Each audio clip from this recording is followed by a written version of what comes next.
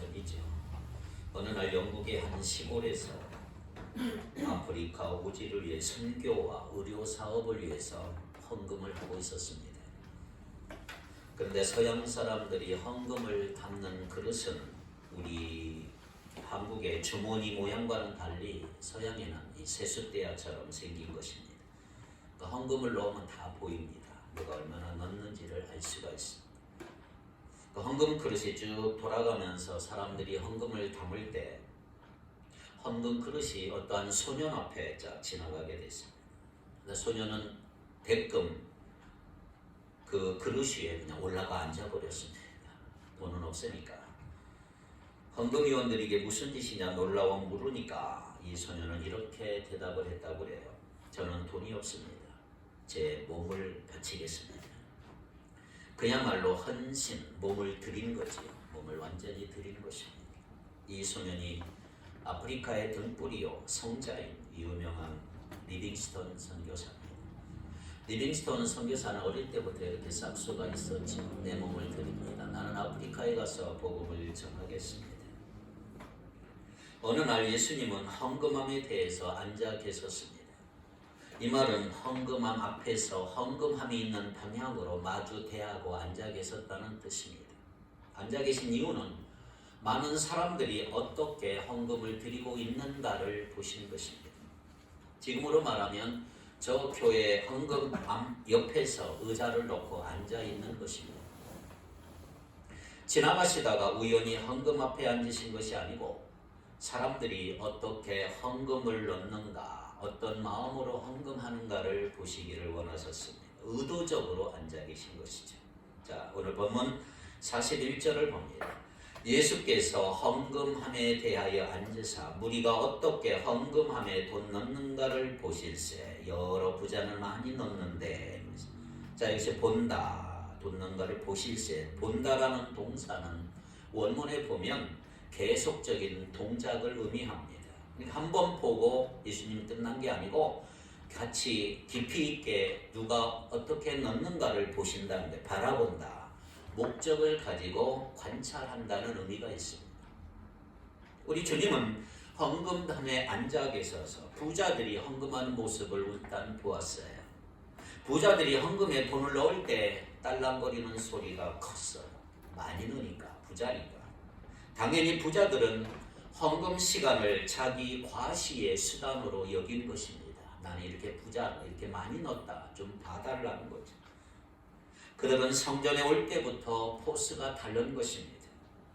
기록자 마가는 이 진기한 장면을 빠뜨리지 않고 기록하고 있어요. 자, 그렇다면 부자들이 헌금할 때 초점은 어디에 있었을까요?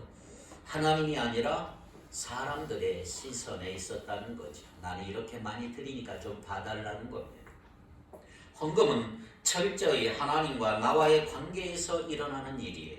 그런데 자기 과시의 현장으로 변해버린 그 현장을 예수님이 목격하게 된 것입니다. 그들은 하나님을 기쁘시게 한 게 아니고 자기 만족에 몰두했던 거지요. 그래서 예수님은 그 부자들의 위선을 드러내고 계신 것입니다. 예수님은 부자들의 많은 헌금에 대해서 전혀 감동을 받지 않은 것입니다. 여러분, 일반적으로 드러난 나의 모습과 실제로 나의 모습이 다를 수가 있어요. 특별히 헌금의 문제가 그런 것입니다. 경건한 모습으로 내가 헌금을 많이 한 것으로 드러나는데 사실은 그렇지 않을 수가 있는 거죠. 이것이 신앙생활에 대단히 중요한 요소라고 할 수가 있습니다.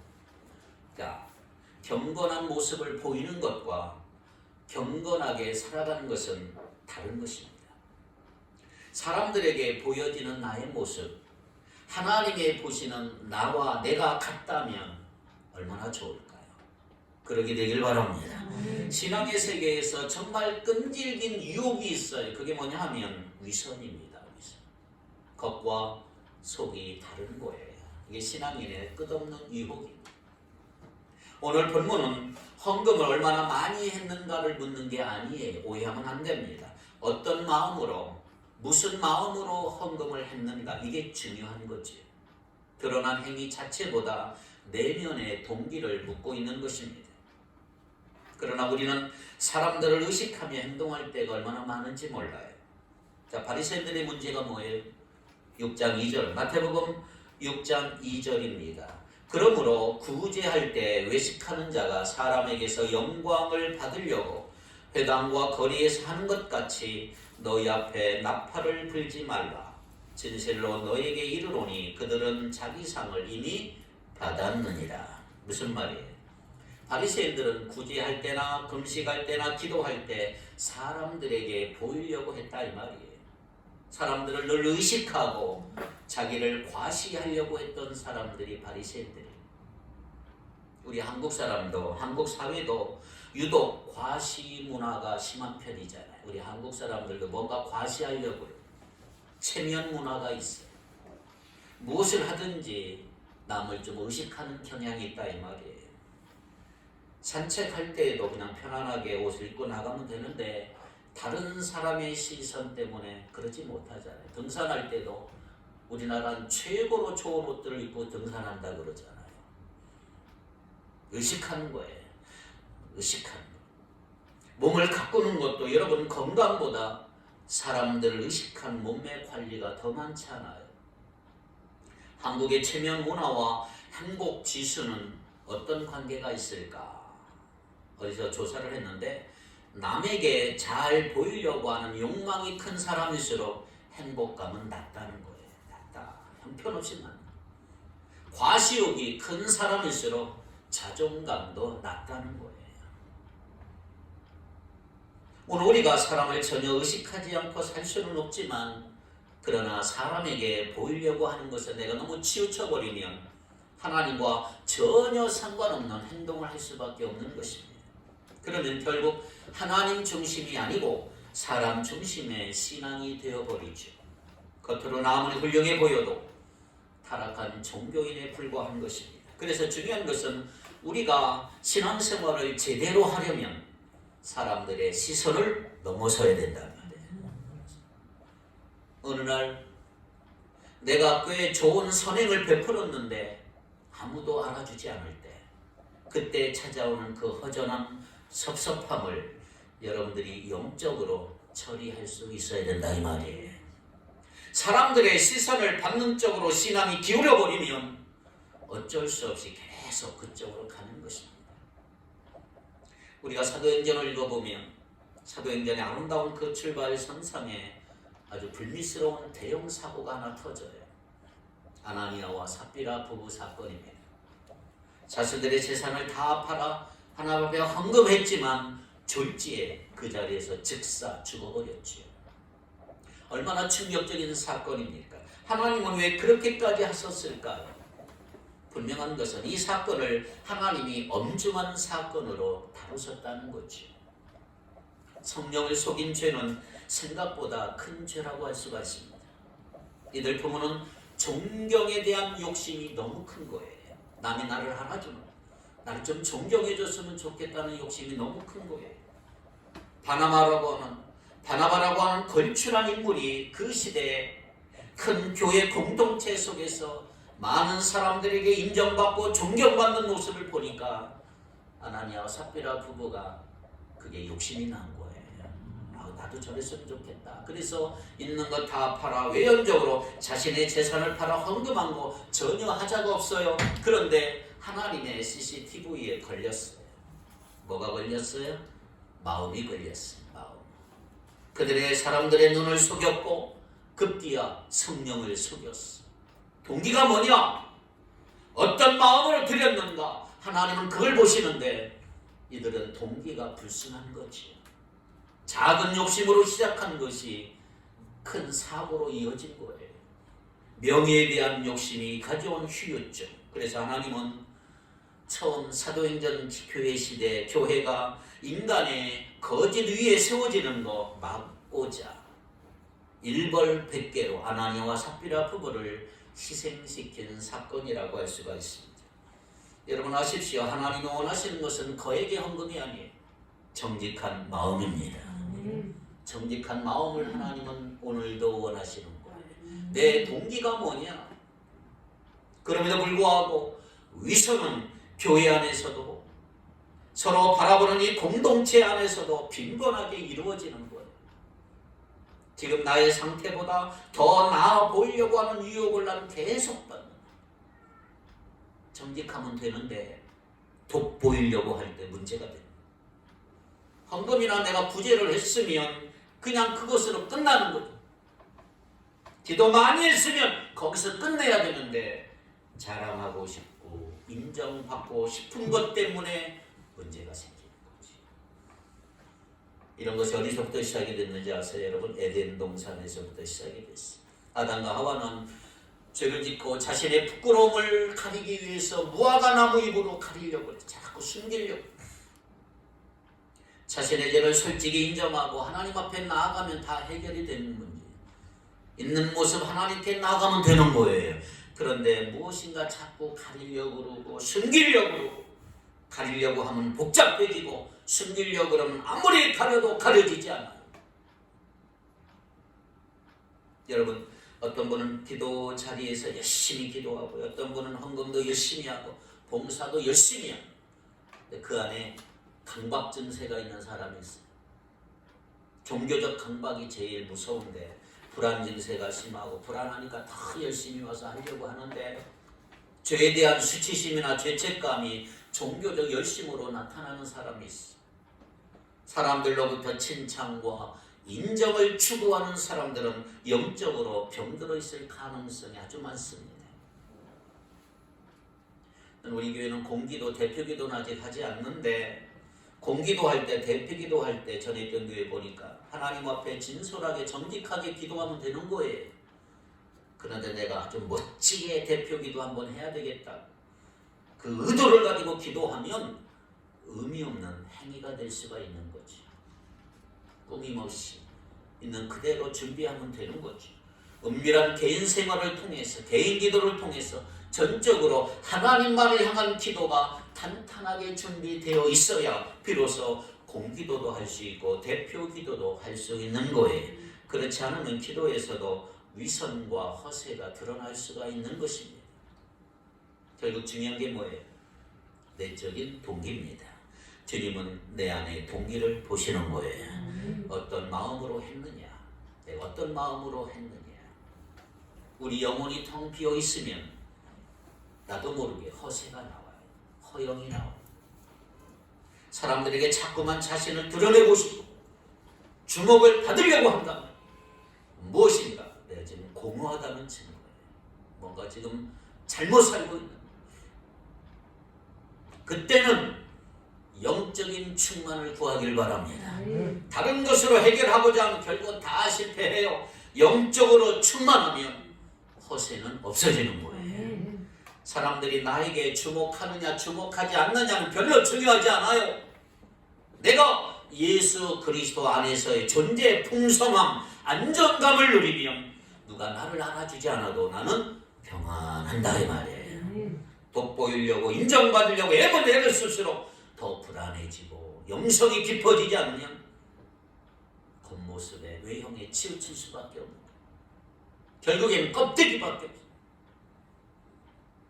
그래 모든 행위가 허위가 되고 아무런 소득도 없고 공허로 다 끝나는 것입니다. 그렇다면 사랑하는 성도 여러분, 지금 나의 신앙생활은 어느 쪽으로 기울어져 있을까 한번 생각해 보셔야 합니다. 사람인가 하나님인가?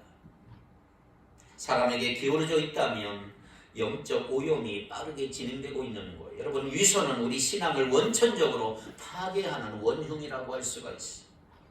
여러분 꼭 기억하세요. 항상 은밀한 중에 보시는 하나님께 집중할 수 있기를 축복합니다. 하나님은 은밀히 보시는 거예요. 은밀히. 어떤 마음으로 했느냐. 이게 중요한 거죠. 동기가 중요해요. 자, 오늘 본문에 한 과부가 등장해요. 과부는 예수님 시대의 가난의 상징이라고 할 수가 있어요. 아마 그녀는 조용히 헌금함에 다가갔을 거예요. 가진 것도 없어요. 아무도 주목하지 않았고 그녀도 주목을 원치 않았을지도 몰라요. 그런데 놀라운 일이 일어나지 않습니까? 우리 주님이 그녀를 주목했다는 거지요. 우리 주님이 보셨어요. 이게 너무너무 중요한 거예요. 여러분, 모든 사람이 나를 봐주지 않아도 주님 한 분 알아주시면 되는 거잖아요.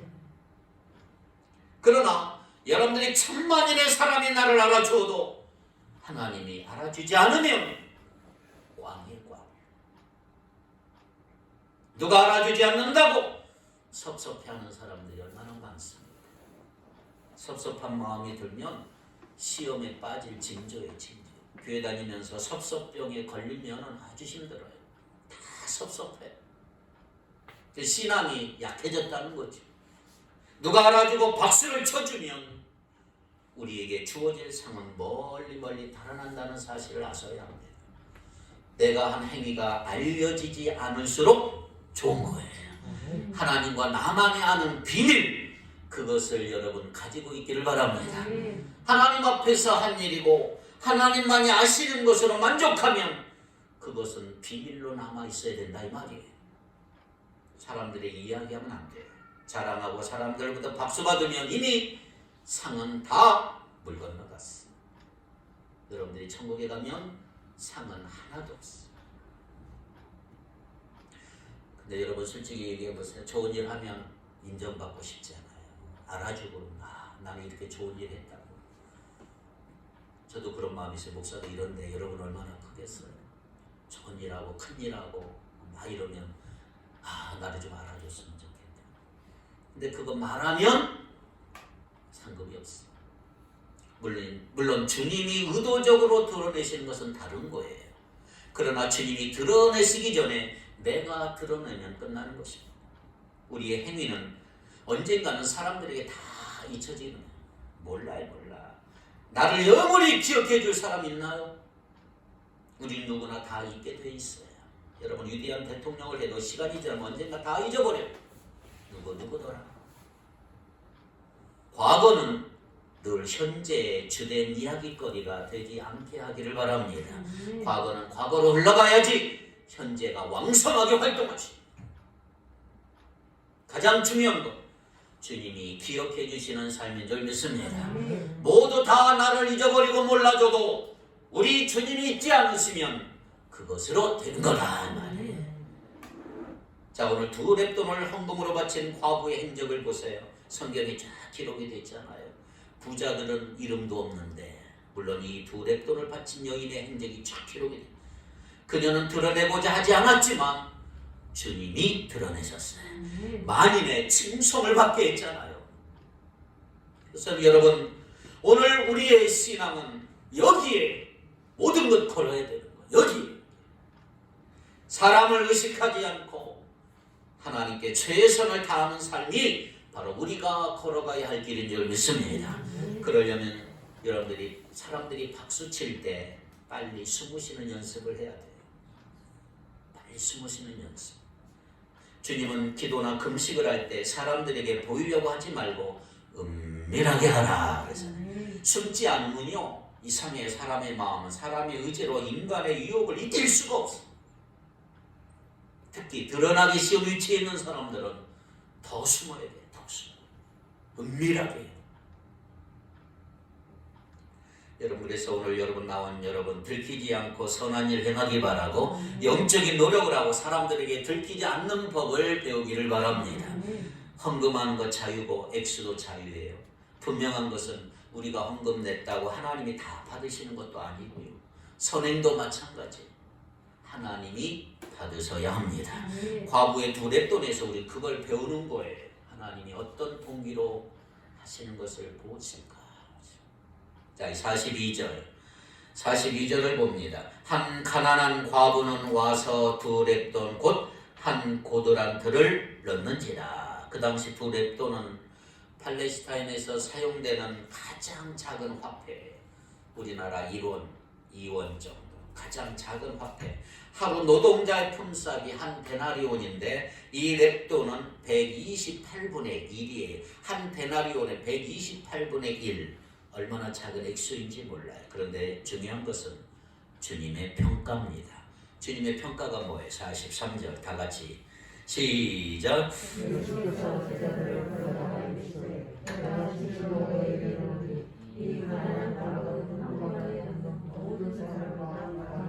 자, 이 대목에서 뭘 느껴요? 우리 주님의 평가는 뭐예요? 과부가 자신의 전부를 바쳤다면 우리는 더 많이 해야 된다는 쪽으로 적용해서 주는 말이 아니고, 이 가난한 과부는 헌금함에 모든 것 다 많이 넣었다. 과부가 자신의 전부를 넣었다. 주님은 그녀가 바친 것 보신 게 아니고 가진 모든 것을 드린 그녀의 마음을 보았다 이 말이죠. 그래요. 주님은 내가 얼마를 바쳤는가 보다 바치고 난 다음에 얼마나 남았는가를 보시는 분이에요. 주님은 헌금한 사람의 경제적인 상태 전체를 알고 계세요. 자신이 할 수 있는 최선을 다했다 이 말이에요. 이 여인은 액수는 지극히 작지만 그녀의 헌금은 2000년 기독교 역사상 가장 기념비적인 헌금으로 기억되고 있는 거예요. 그래서 주님이 기억하라는 거예요. 이 여인이 드린 헌금. 오늘날 헌금 많이 한 사람 덜어 있어요. 그러나 주님이 기억하시는 헌금은 많지 않아요. 이건 헌금의 문제가 아니에요. 영성의 문제죠. 영성의 문제. 오늘 교회가 큰 프로젝트를 시작하면 돈이 많이 필요하잖아요. 과거 우리 한국교회가 얼마나 교회를 많이 건축을 했나요? 그러다가 망한 교회들 많고, 부채로 넘어간 교회 많고, 경매로 넘어간 교회도 있고, 교회 비품교다. 그때 목사는 헌금 강요하는 설교를 유혹하는 그 유혹이 너무너무 많은 거죠. 사람들. 성도들의 영혼이 중요한데 그 관심보다는 헌금에 더 많이 관심을 갖고 설교하니 이 나라가 이렇게 어렵게 된 거죠. 변질이 쉽게 찾아오는 이유란 말이에요. 그 당시 마찬가지예요. 성전은 타락해갔어요. 강도의 소굴이 되고 시장터로 변해가고 성전의 기능은 다 잃어버렸어요. 부자들은 성전에서 득세하고 종교적 열심에 스스로 만족하고 있었고, 그때 예수님은 한 여인을 주목한 것입니다. 저 여인을 봐라. 여러분, 우리는 종종 하나님이 돈을 강요하시는 분으로 오해하고 있죠. 또 실질적으로 예수님의 설교 중에 재물에 관한 설교가 압도적으로 많아요. 자, 그럼 예수님이 돈을 좋아하실까? 돈을 밝히실까? 주님이 돈에 관심을 가진 이유가 뭘까? 여러분 잘 들으셔야 합니다. 그것은 바로 우리가 돈을 어떻게 취급하는지 보시려는 거죠. 돈에 대한 나의 태도, 그것은 헌금 시간이 잘 알려주고 있는 거예요. 이 사실을 아십니까? 하나님은 돈이 필요 없어요. 하나님은 돈을 원하는 게 아니고 우리의 마음을 원하시는 거예요. 그런데 하나님이 사람을 분별해 주시는 방법 중에 하나가 뭐냐? 물질이에요. 물질. 그 사람의 마음을 하는 방법은 물질. 물질을 어떻게 다루는가를 통해서 우리의 마음을 알아내십니다. 자, 그래서 마태복음 6장 21절에 이렇게 말씀합니다. 시작. 내 보물 있는 그곳에는 내 마음도 있느니라. 여러분, 보물처럼 여기는 게 뭐예요? 내가 중요하게 여기는 그곳, 그게 보물이잖아요. 그곳에 내 마음이 있다. 그렇다면 내 마음이 어디를 향하고 있는가? 내 마음은 어디에 사로잡혀 있는가? 가장 많이 생각하는 것이 내 마음의 현 주소예요. 중요한 것은 하나님의 시각이고 하나님의 평가라 이 말이에요. 자, 그렇다면 오늘 가난한 과부가 주는 메시지가 뭘까요? 하나님은 차별하지 않아요. 가난한 자이지만 그녀가 한 행동은 가장 위대한 믿음을 보였던 거라 이 말이에요. 하나님은 내가 돈이 없다고 무시하는 분이 아니에요. 돈이 없어서 하나님을 위해 할 수 있는 일이 없다고 푸념하거나 원망하지 않기를 바랍니다. 어떤 믿음 없는 분은 교회도 돈이 있어야 다닐 수 있다라고 이상한 생각 아니에요. 믿음만 있으면 되는 거예요. 우리가 가진 것이 없어도 믿음만 있다면 하나님을 위해 위대한 일을 할 수 있음을 믿으시기 바랍니다. 보십시오. 과부는 두 랩돈만이라도 주님을 충분히 기쁘시게 하잖아요. 43절에 보니까 우리 주님은 제자들 다 불러서 그녀를 좀 보라고 그녀의 행동을 보게 했고, 이 시대를 넘어 본문을 읽는 모든 사람들, 오늘날 모든 성도들에게도 도전을 주는 그런 메시지가 되잖아요. 자, 오늘 본문의 핵심은 44절이에요. 다 같이 읽겠습니다. 시작. 그들은 다 그 풍족한 중에서 넣었거니와 이 과부는 그 가난한 중에서도 자기의 모든 소유 곧 생활비 전부를 넣었느니라 하시니라. 자, 여기서 가장 중요한 단어가 뭐예요? 두 가지. 모든 소유, 전부. 자, 잘 보십시오. 하루하루 생계를 유지하며 사는 사람들에게 모든 소유, 생활비 전부를 바쳤단 말은 무슨 말이에요? 생존과도 직결되는 거예요. 이걸 헌금으로 내고 나면 내가 굶어 죽을 수 있어요. 밥도 못 사 먹고 가진 모든 소유 전부를 드렸기 때문에 가진 게 없어요. 남은 게 없어요. 자, 그렇다면 여기서 헌금의 개념이 분명해집니다. 그녀는 그냥 헌금을 낸 게 아니에요. 그건 희생입니다. 희생. 모든 소유 전부는 희생입니다. 희생. 그게 희생이, 헌금은 희생이에요. 헌금의 본래 원어의 의미는 희생이라는 뜻이 있어요. 재물, 희생. 자, 그럼 희생이 뭐냐? 부담 없이 드리는 것과는 차원이 다른 거예요. 내 주머니에 돈이 있어요. 이거 그냥 드리는 건 헌금이 아니에요. 희생이 아니에요. 희생은 계산을 뛰어넘는 대가 지불이 있어야 돼요. 풍족한 중에 헌금한 거 희생이 아니에요. 그것은 내가 부담 없이 즐기면서 한 거예요. 그것도 귀하죠. 그런데 과부는 생명을 건 헌신, 생명을 건 희생을 한 거예요. 왜? 다 드렸기 때문에. 남은 게 없기 때문에. 모든 소유 전부를 드렸어요. 자, 우리가 희생이라는 단어를 생각하면 자, 반드시 떠오르는 분 예수 그리스도예요. 우리 예수님은 우리를 위해 일부를 바치신 분이 아니에요. 자신의 전부 모든 것 우리를 위해 바치셨어요. 그게 재물, 희생이에요. 십자가가 뭔지 아세요, 여러분? 하나님의 아들 예수 그리스도가 마지막 피 한 방울까지 다 바치신 사건, 십자가 사건. 아낌없이 남김없이 전부를 주셨죠. 하나님은 자기 아들을 아끼지 아니하시고 모든 사람을 위해 모든 것 내어두신 줄 믿습니다.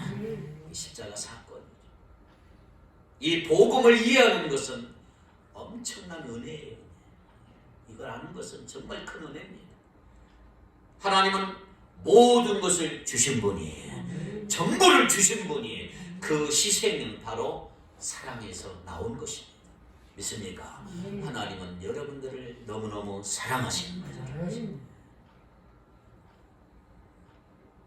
근데 왜 우리는 자꾸만 계산할까요? 사랑하지 않기 때문에. 부부끼리라도 선물 주면서 계산부터 한다면 사랑하지 않는 거예요. 사랑하면 계산하지 않습니다. 젊은 남녀가 사랑하는 사람이 생겼어요. 돈이나 시간을 없는 중에도 막 만들어내지 않아요. 뭐 이유 불문하고 정신없어요.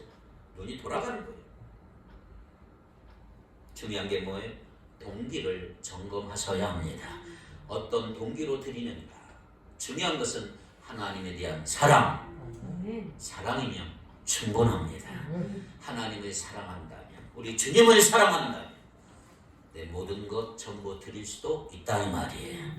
그 오늘 과부의 희생에는 하나님을 향한 사랑이 드러나고 있는 거예요. 하나님 이렇게 사랑합니다.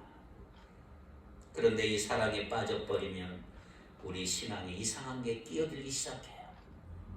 어느 날부터 하나님을 사랑하는 마음이 식어지고 예수님을 멀리하게 되고 아차하는 순간 자기 공적과 지난날의 업적을 자랑하고 싶어지고 나를 알아달라고 발버둥치게. 그러면 감당이 안 되죠. 헌금 생활에서도 이상 증상이 나타나. 그래서 우리 신앙의 관건은 뭐냐? 바로 처음에 순수했던 그 마음을 계속 유지하는 것입니다. 순수를 유지하는 게 신앙이죠. 여러분, 주님에 대한 첫사랑을 찾으시고 그 순수한 신앙을 유지하는 복된 성도들이 되기를 바랍니다. 문제는 우리가 그 은혜 생활을 게을리해버리면 그 순간부터 인간적인 생각들이 막 들고 들어와요. 헌금하기 아깝기 시작하고 시간도 아깝기 시작하고 속물이 되는 데는 시간이 오래 걸리질 않아요. 은혜가 떨어지면 갑자기 내 인간의 부패된 본성이 그냥 드러나는 거예요. 그러므로 항상 기도하시고 은혜의 생활을 유지하는 여러분 되길 바랍니다. 우리가 사람 의식하지 않고 신앙생활 하려고 하면 하나님만을 의식하며 살아가는 힘을 여러분들이 길러내야 된다 이 말이에요. 사람들이 조금만 손뼉 쳐주어도 우리는 정신을 잃어버려요. 누가 조금만 띄워주면 마음이 막 흔들려 정신이 없어요. 우리가 선행은 다 합니다. 문제는 좋은 일 한 다음에 내 마음 관리가 어렵다는 거죠.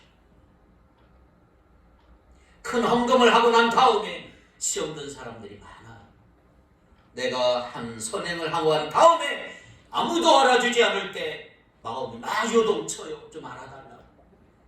그때 위기를 넘길 수 있어야 되고 내게 한 선행을 잊을 수 있는 여러분의 믿음이 되길 바랍니다.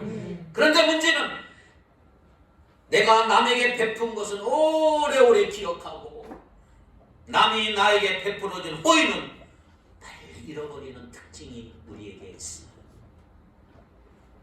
그래서 여러분 오늘부터 은혜에 깊이 빠지셔야 합니다. 그러면 내가 했다는 것도 아무것도 아니고 모든 게 하나님의 은혜임을 알게 된다 이 말이죠. 이것이 복음을 붙잡아야 하는 이유다. 그렇습니다. 오늘 이후로 여러분들 항상 예수 그리스도의 십자가의 복음을 붙잡을 수 있기를 바랍니다. 하나님께 받은 사랑을 놓치지 않기를 바랍니다. 하나님 나라 일은 큰 부자들에 의해서 이루어지는 게 아니고 과부와 같이 작지만 순수한 헌신에 의해서 움직여왔던 것을 기억하시기 바랍니다. 신앙을 순수하게 유지하는 우리 모두가 되길 바라요. 신앙이 부패되면 안 돼요. 여러분의 신앙은 제발 순수해지기를 바랍니다. 순수해지고 끝까지 유지해야 돼요. 처지일관 물들지 말고 순수하고 맑은 신자로 시작했지만 내 자신도 모르게 허영에 가득한 채 위선자로 전락할 위험성은 누구나 있는 거죠. 무엇인가 하기 전에 내 마음을 살펴보시기 바랍니다. 동기의 순수성을 확인해 보십시오. 거기에 대한 확실한 답을 얻지 못하면 그 일은 멈춰야 돼요. 그래요. 신앙은 하나님과의 관계에 달려있는 것입니다. 사람들의 박수 갈채에 속지 마십시오. 다른 사람을 의식하고 살지 마십시오. 모든가 허망하게 끝날 수가 있어요. 사람들의 칭찬은 순간적으로 기쁨을 주지만 우리의 신앙에는 독이 되는 것입니다. 하나님과 1:1 관계가 깊어지지 않으면 사람들을 의식하는 신앙을 할 수가 있는 거죠. 우리의 신앙이 예수님에게서 떠나 사람들로부터 만족을 얻고자 하면 그때부터 내 신앙은 병들기 시작하는 거예요. 바랍니다. 여러분 초제일관 끝까지 신앙의 순수성을 유지할 수 있기를 축복합니다.